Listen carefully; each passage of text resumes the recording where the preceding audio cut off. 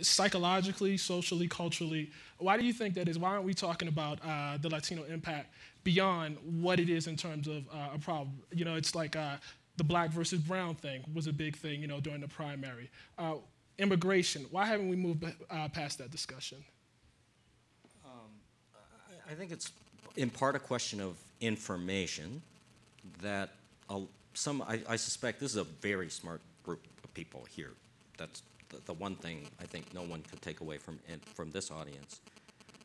But I would posit to say that some of the most basic facts about the Latino community, how many are citizens versus how many are native born, probably are complete surprises to many people in the audience. So I think one question is an information question. The other problem, I think, is a paradigm problem. We have a racial paradigm in this country that is largely built either on slavery or on immigration. And when you have a population that is of many colors, comes from many different places, some have been here for 17 generations, and some came across yesterday.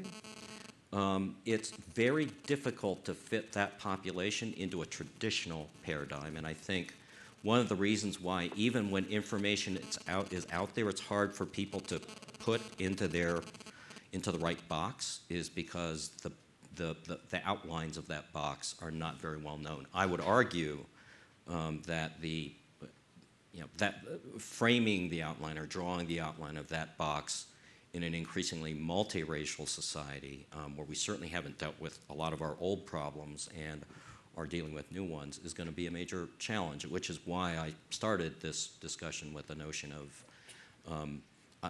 we believe, now it's self-serving since we are a Latino organization, but we believe that a lot of these issues will in fact be the transcendent civil rights issues of the next century. And I'd actually like to pose a question to both Shelby and Richard. One of the things I noted in you guys' statement is also, I mean, again, the way we talk about African Americans, there's always this sort of either or. Either it's white people or it's us. It's one or the other. The white man's got his foot on your neck or you're slitting your own throat. But, for instance, one may believe that the drug war has been really bad for Black America, but not necessarily believe that there are secret cabal of rich white people who are pulling the levers. One may believe that the earned income tax credit needs to be expanded to non-custodial dads, but not, you don't necessarily believe that, Black dads aren't, doing what they should be doing. Why haven't we moved past that? Do we need to move past that? You mean the black and white paradigm? Black and white way of Yeah, not even necessarily, but it's like it's either or. It's either he has his foot on my neck or I'm doing it to myself. It's a fault-based paradigm.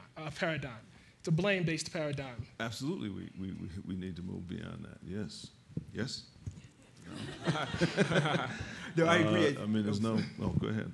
No, I agree. I think we do need to move beyond it, and I think people are getting tired of it, that there's a certain type of race discourse fatigue that's setting in American society. So it's very common. People often say that no one wants to talk about racism, or particularly white people don't want to talk about racism.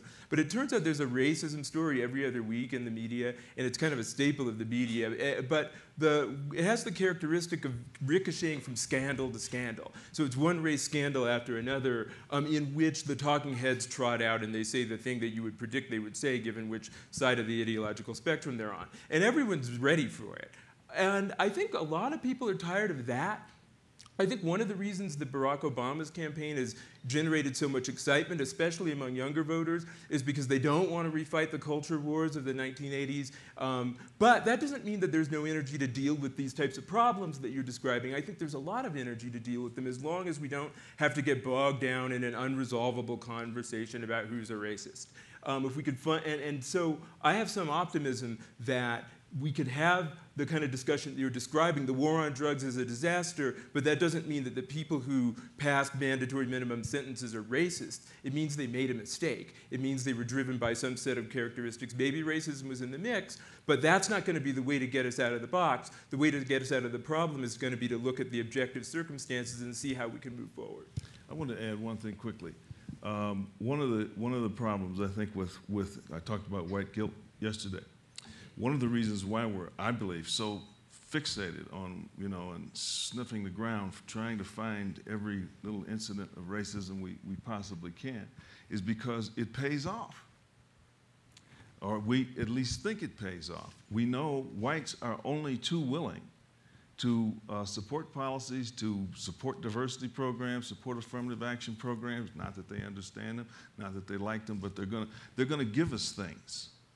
And so it's in our interests to continue to rake the ground looking for incidents to keep alive. It's in many elements of the black community, it's almost a religion. It is a litmus test of your blackness, that you believe, you have a kind of religious faith in the ongoing menace of white racism. And if you don't have that, then you are not black, you're not really black. Well, that's a part of this larger symbiosis between blacks and whites that drags us all down. And we as minorities then, here we are, underdeveloped because of 4 centuries of horrific oppression, struggling to join the modern world, to become a part of it on equal terms with everybody else.